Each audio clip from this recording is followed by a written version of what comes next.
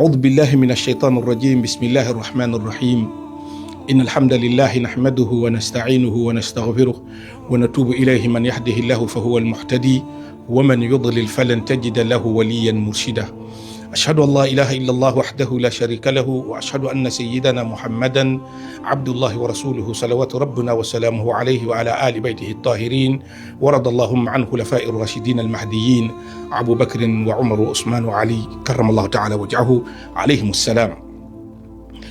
Alors, louange à Allah, Seigneur de l'univers, maître de la résurrection. Nous témoignons qu'il est l'unique Seigneur à être adoré. Et Mahomet est son messager.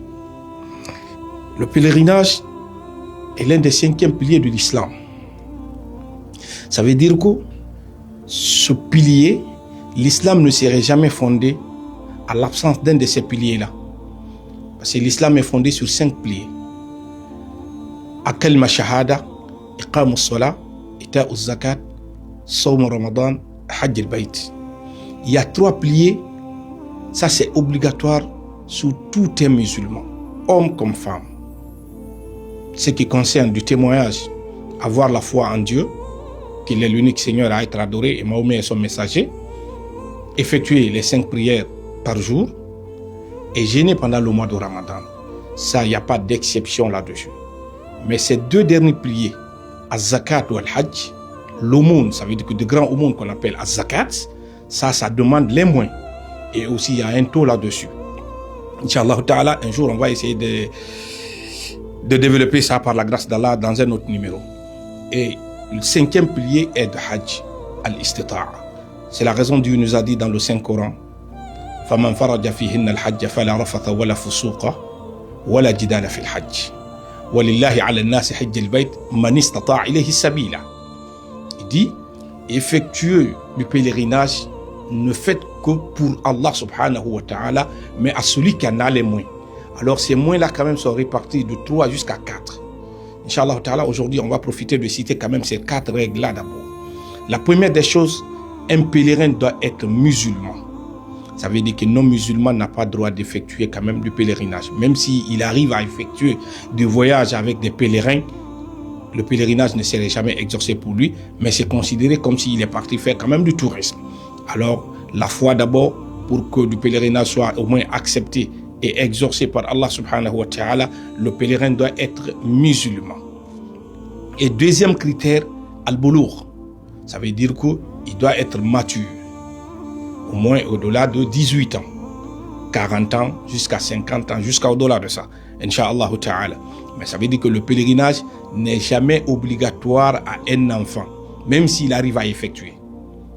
Le pèlerinage peut être exaucé, mais ça ne serait jamais accepté pour lui comme la manière dont c'est obligatoire et accepté pour une personne mature. Ça veut dire que quand un enfant arrive à effectuer du pèlerinage avec ses parents, ça veut dire qu'il a effectué quand même l'adoration d'Allah. Ses parents peuvent avoir quand même le bienfait d'Allah là-dessus, comme l'enfant aussi peut être guidé là-dessus, mais il n'aura pas le bienfait du pèlerinage comme Dieu l'a fait pour les autres, Inch'Allah ta'ala. Et du 3e critère, al-aql. Ça veut dire que celui qui est conscient. Le pèlerinage n'est jamais obligatoire à un fou, celui qui a un problème mental. Et tandis qu'il a un problème mental, il faut qu'il soit traité. S'il arrive à retrouver sa santé normale, sa santé mentale, alors, Inch'Allah ta'ala, le pèlerinage peut être exaucé pour lui. Alors, un fou n'a pas droit d'effectuer. Et s'il arrive à effectuer du pèlerinage, ça ne serait pas exaucé.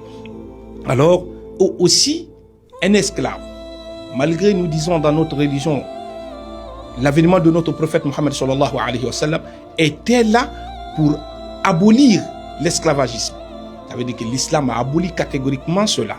Mais si réellement que cela coïncide qu'il y a certaines communautés, il y a certains groupes musulmans qui arrivent à exercer quand même cet exercice quand même néfaste dans l'islam, alors celui qui est sous la responsabilité de quelqu'un sous forme de l'esclavagisme, alors il n'a pas droit d'effectuer quand même du pèlerinage sans le consentement de son chef. Ça veut dire que sans le consentement de son patron. Alors ce sont les 4 règles quand même que l'islam autorise à quelqu'un d'effectuer d'abord la prière. Alors si les 4 conditions là quand même sont remplies, alors al-istita'a aussi est là. Ça veut dire que les moyens aussi sont là. La première des choses des moyens c'est quoi? C'est d'avoir la santé physique. Alors un pèlerin qui doit effectuer quand même du pèlerinage doit remplir quand même les critères de la santé physique. Même s'il a les moyens, mais si toutefois qu'il va effectuer, mais il peut tomber en cours de route, il est faible, ça veut dire qu'il faut que quelqu'un lui supporte, alors l'islam dit que quelqu'un d'autre peut effectuer quand même le pèlerinage à sa place. Ça veut dire qu'alors, les moyens d'abord, c'est la santé physique, comme nous avons si bien dit, il doit avoir quand même la santé mentale, alors santé physique aussi est obligatoire. C'est la raison au niveau du secrétariat général des affaires religieuses en Guinée, effectuer quand même un test de dépistage quand même des épidémies animaux ou bien peut-être des maladies qui peuvent empêcher quand même un pèlerin de contaminer son prochain ou peut-être d'effectuer quand même, mais qui n'arrive pas quand même à aboutir quand même l'adoration d'Allah. Alors il y a ça. Et deuxièmement, les moyens.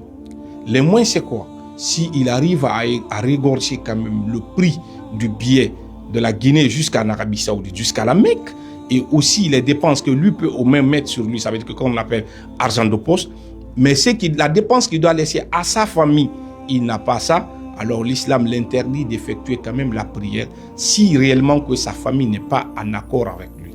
Alors un pèlerin doit assumer la responsabilité de sa famille qu'il doit laisser en Guinée avant d'aller à la Mecque. Et si les deux critères ne sont pas remplis, alors le pèlerinage ne serait jamais exaucé. En ajoutant cela aussi, tout pèlerin ne doit pas au moins quémander ou mettre sa famille en contrainte pour qu'on l'envoie à la Mecque.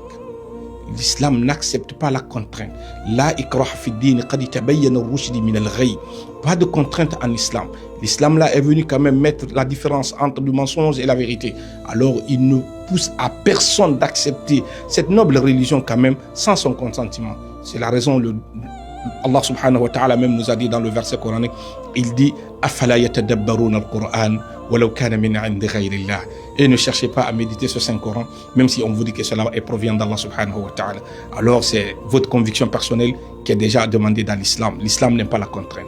Alors on ne doit pas mettre la famille en contrainte pour qu'ils cherchent à cotiser ou cherchent à passer par 1000 moyens parce que tes amis sont partis. Alors pour que toi aussi tu arrives à effectuer ce cinquième pilier de l'islam. Non. Et si cela est fait, ça veut dire que l'adoration ne serait jamais exaucée. Alhamdulillah. Et troisième des choses, la personne doit au moins avoir la connaissance de quelques, ça veut dire que des mécanismes d'adoration au niveau de la Mecque, il doit avoir la connaissance de ces choses-là quand même. Et cette année, nous avons vu cela, la Ligue islamique a au moins mettre dans les sermons pour que les gens puissent au moins passer des enseignements comment effectuer du pèlerinage à la Mecque et comment porter du hijab, ça veut dire que l'habit qu'on porte, d'habit blanc, ça veut dire qu'ils ne mettent pas quand même la différence entre le noble et l'esclave, le chef et son subordonné, alhamdoulilah, et comment porter cela, il faut que cela soit enseigné et connaître par un pèlerin avant d'effectuer.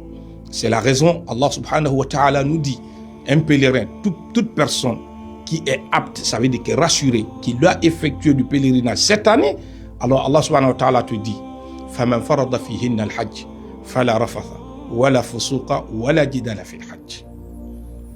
Alors celui qui arrive à être rassuré, qui doit effectuer du pèlerinage cette année, Allah subhanahu wa ta'ala lui a mis d'interdiction de faire quand même des polémiques.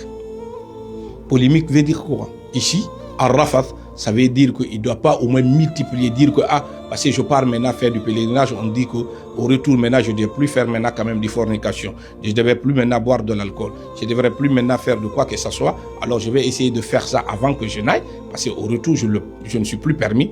Alors Allah subhanahu wa ta'ala dit Fala rafatha. Ça veut dire que la personne n'a plus droit maintenant de faire des fornications, de faire quand même des adulterations ou bien de faire quoi que ce soit vis-à-vis de la désobéissance à la volonté d'Allah subhanahu wa ta'ala. Fara rafatha wala jidal. Alors il doit au moins chercher aussi à faire la paix entre lui et ses frères, que ce soit frère de la famille ou sœur de la famille ou un frère du voisinage, ou bien, mais Dieu dit qu'il doit au moins chercher la réconciliation avec tout un chacun, qu'il soit musulman ou non musulman, mais surtout la fraternité quand même du sang biologique.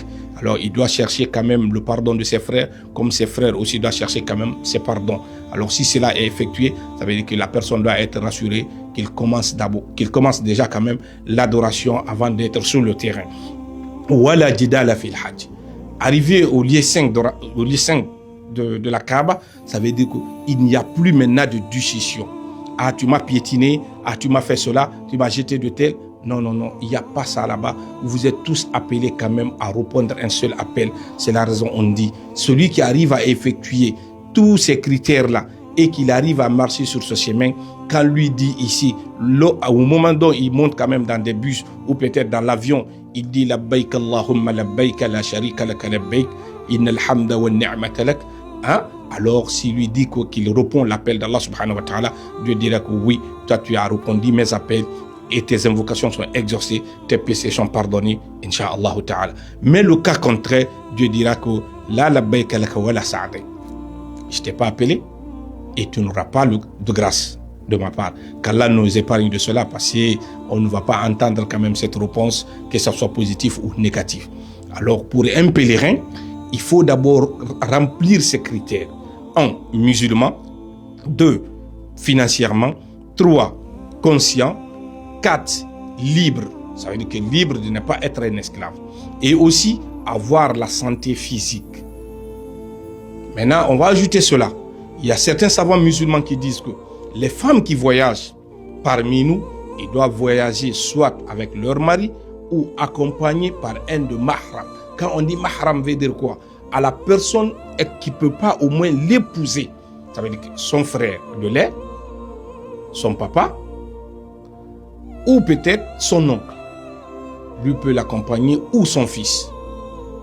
L'islam a assez accentué là-dessus pour simple raison, la femme n'est jamais au complet.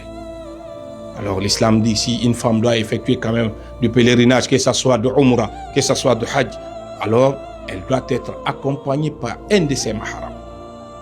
Alors à ce sujet, nous avons ce message-là à lancer à l'endroit de tous les fidèles musulmans de Guinée ou partout dans le monde entier qui cherchent cette année à effectuer quand même leur 5e pilier de l'islam.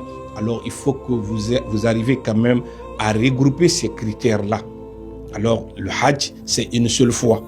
Dire que je suis parti, je suis revenu, j'ai gâché quand même du pèlerinage que j'ai effectué, alors je vais reprendre. Non, Al-Hajj, c'est une seule fois dans l'année. Ça veut dire que dans la vie d'un musulman, ça ne se répétera plus jamais. Et que tu pars 1000 fois, c'est une seule fois seulement qui est exaucé.